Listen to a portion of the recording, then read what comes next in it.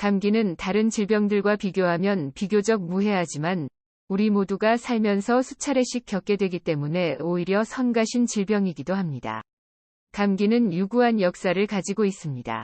우리 부모님도, 증조부모님도 감기를 앓았고 생명의 나무를 거슬러 올라가다 보면 만날 수 있는 우리의 가장 오래된 조상들도 열병, 기침, 콧물에 시달려야 했습니다. 감기는 일반적으로 바이러스인 리노바이러스에 의해 발생합니다. 고대 이집트인들도 이 바이러스로 인한 질병에 호되게 앓은 기록이 있습니다. 3500년 된 의학 문헌인 에베르스 파피루스에서 이집트 학자는 레쉬라는 질병의 대표적인 증상으로 지속적인 기침과 코에서 분비되는 과도한 점액을 꼽았습니다. 레쉬라는 이 질병, 어딘가 익숙하지 않나요? 맞습니다. 바로 오늘날의 감기입니다. 고대인들의 감기 증상은 오늘날과 비슷하지만 감기의 치료 방법은 많이 달랐습니다. 이집트인들은 코 주위에 바르기 위해 허브, 향, 꿀을 처방받았습니다. 반면에 로마인들은 코 주위에 쥐를 문지르는 것이 코 막힘을 뚫는 가장 좋은 방법이라고 확신했습니다. 역사적으로 감기에 대한 다양한 설명 또한 존재했습니다. 고대 그리스인들은 감기를 혈액, 황담즙, 흑담즙 및 가래를 비롯한 체액들의 불균형으로 규정했습니다.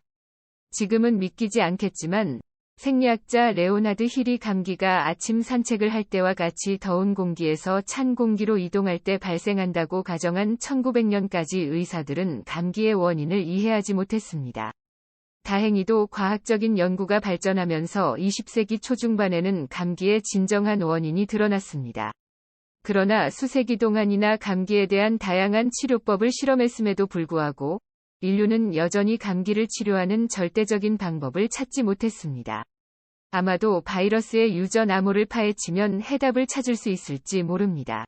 그러나 감기의 절대적인 치료법을 찾기 전에 애초에 감기의 치료법을 찾아야만 하는지 근본적인 질문을 던져볼 필요가 있습니다. 감기는 통상적으로 목숨을 위협하지 않는 무척 가벼운 질병이기 때문입니다.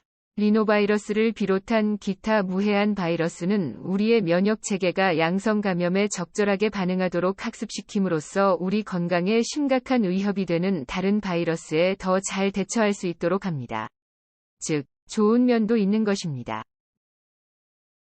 인플루엔자 또는 독감은 수세기 동안 인간을 괴롭혀왔기 때문에 우리 모두에게 친숙한 바이러스성 감염입니다. 오늘날 우리는 과거보다 인플루엔자에 대해 더 많은 사실을 알고 있습니다. 그러나 우리는 여전히 이 치명적인 질병에 대한 확실한 치료법을 찾기 위해 고군분투하고 있습니다. 인플루엔자 바이러스는 사람의 기도를 감싸고 있는 보호막을 파괴함으로써 호흡하는 공기 중에 존재하는 병원체에 감염되기 쉽게 만듭니다. 이것은 치명적인 폐감염으로 이어질 수 있습니다. 1918년 전 세계적인 독감 유행 동안 인플루엔자로 인해 최대 5천만 명이 사망했습니다. 인플루엔자를 그토록 위험하게 만드는 요소는 무엇일까요? 우선, 인플루엔자를 야기하는 것은 하나의 바이러스가 아닙니다. 독감 바이러스에는 다양한 유형이 있으며 이들은 끊임없이 서로 유전자를 이동, 진화 및 교환합니다. 결코 변하지 않는 바이러스에 대한 치료법을 만드는 것은 오히려 쉽습니다. 인플루엔자가 전파되는 방식 또한 인플루엔자의 종식을 어렵게 만듭니다. 인플루엔자 바이러스는 일반적으로 새가 옮기며 다른 종으로 전파되지 않습니다. 하지만 간혹 다른 종에게 전파될 경우 그 결과는 이루 말할 수 없이 참담해집니다. 2009년 H1N1 돼지 독감 대유행을 살펴보겠습니다. 당시 세 가지 형태의 조류 독감 바이러스가 돼지 개체군을 감염시켰고 이들은 서로 결합하여 하나의 치명적인 슈퍼 바이러스를 형성했습니다. 그리고는 결과적으로 돼지 독감 바이러스와 결합해 인간까지 감염될 수 있는 바이러스가 됐습니다. 언제 새로운 변종 바이러스가 새에서 인간으로 옮겨갈지 알 수 없다는 점은 공포스럽습니다. 그러나 우리는 독감에 완전히 무기력하지 않습니다. 손을 씻는 것과 같은 가장 간단한 습관으로도 인플루엔자의 위험을 크게 줄일 수 있기 때문입니다. 일부 바이러스는 실제로 인간에게 도움을 줍니다. 대표적인 예시가 박테리오파지 또는 줄여서 파지입니다. 파지는 박테리아를 먹어치움으로써 질병을 치료하는 능력을 가진 바이러스입니다.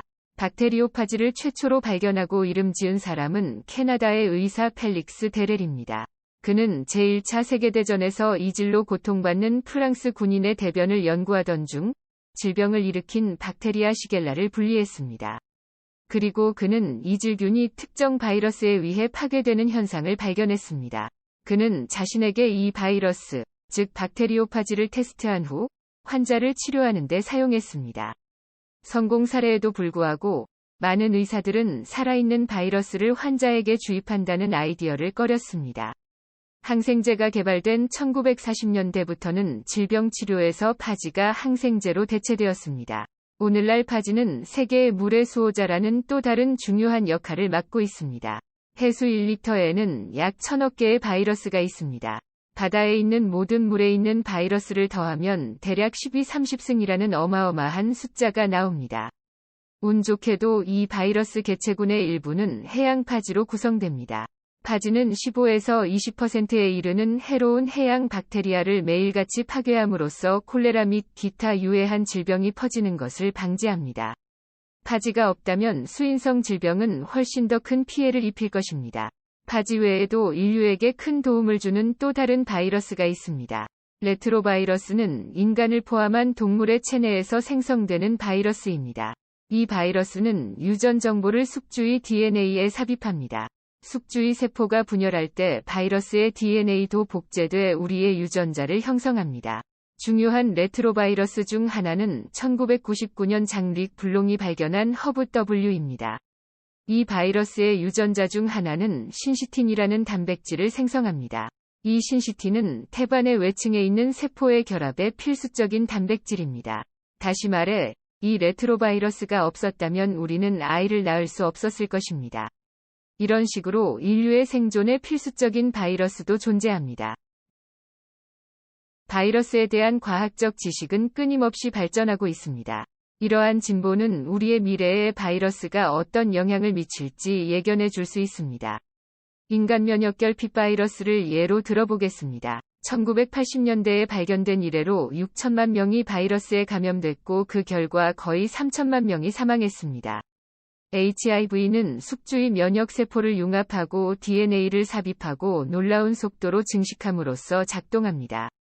바이러스와 싸우기 위한 노력으로 면역체계가 약화되어 숙주가 폐렴과 같은 위험한 질병에 걸리기 쉽습니다. 가장 전염성이 강한 변종인 HIV연에 대한 연구는 과학자들을 한 가지 설득력 있는 가설로 이끌었습니다. 카메룬에서 원숭이가 최초로 HIV연을 인간에게 옮겼을 가능성이 있다는 것입니다.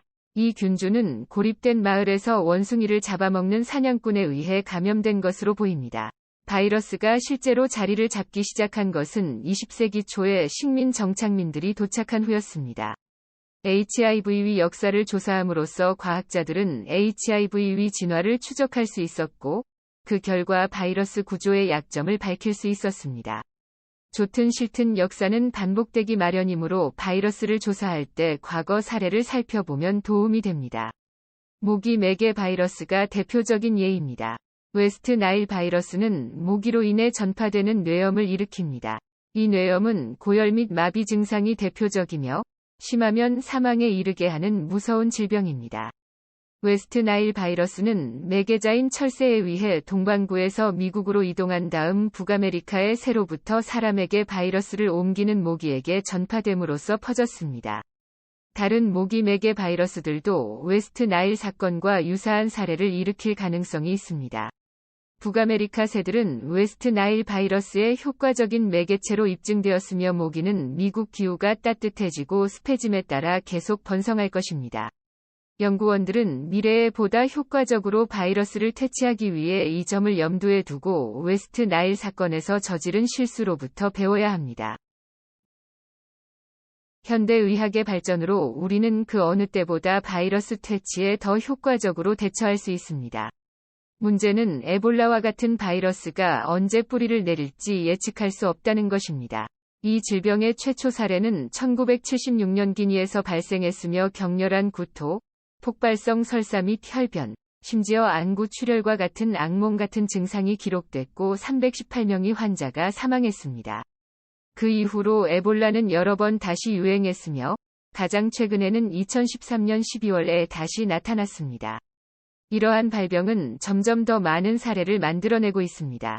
1976년에 이 바이러스는 외딴 마을 사이에서만 이동했고 상대적으로 적은 수의 사람들을 감염시켰습니다. 그러나 세계화가 진행되면서 기니와 라이베리아의 취약 지역은 점점 더 세계의 나머지 지역에 문을 개방하기 시작했습니다. 이렇게 지구의 모든 지역이 긴밀히 연결될수록 바이러스가 빠르게 이동해 검역이 더욱 어려워지고 바이러스가 사람들을 감염시키고 사망에 이르게 할 가능성이 높아집니다. 2013년 12월 에볼라 바이러스의 전파로 전 세계에서 1만 명 이상이 사망했습니다. 에볼라를 비롯한 고위험군 바이러스는 한 번 유행하고 사망자가 급증하면서 다음 유행이 찾아오기 전까지 차차 사라집니다. 그러나 그들은 야생 동물들 사이에서 계속 도사리고 있으며 이들 사이에서 순환하고 발달합니다. 이 바이러스가 언제 뛰어올라 인간을 감염시킬지 미리 예측하는 것은 불가능합니다. 바이러스의 행동 양상을 예측할 수 없다는 것만이 우리의 미래를 위협하는 유일한 요인은 아닙니다. 과학의 발달로 인해 인간은 이제 이러한 바이러스를 합성할 수 있습니다. 이러한 우리의 능력은 바이러스가 미래의 생물학 전쟁의 무기로서 사용될 수 있음을 의미합니다. 과학자들은 이제 DNA를 처음부터 시퀀싱할 수 있기 때문에 바이러스의 구조를 조사한 후 소아마비와 같은 비교적 단순한 질병을 재건할 수 있습니다. 천연두와 같은 바이러스는 최초의 연구 목적으로 샘플링됐습니다. 세계적으로 천연두를 근절한다는 합의가 있었지만 일부 기관에서는 아직 손상되지 않은 바이러스 샘플을 몰래 보유하고 있을 가능성이 있습니다. 복잡한 바이러스인 천연두는 소아마비보다 염기서열을 찾기가 더 어렵지만 과학적으로 재건할 수 없는 것은 아닙니다. 생물학적 무기로 바이러스를 사용하는 것은 우리 지구의 미래 세대에게 치명적인 결과를 초래할 것입니다.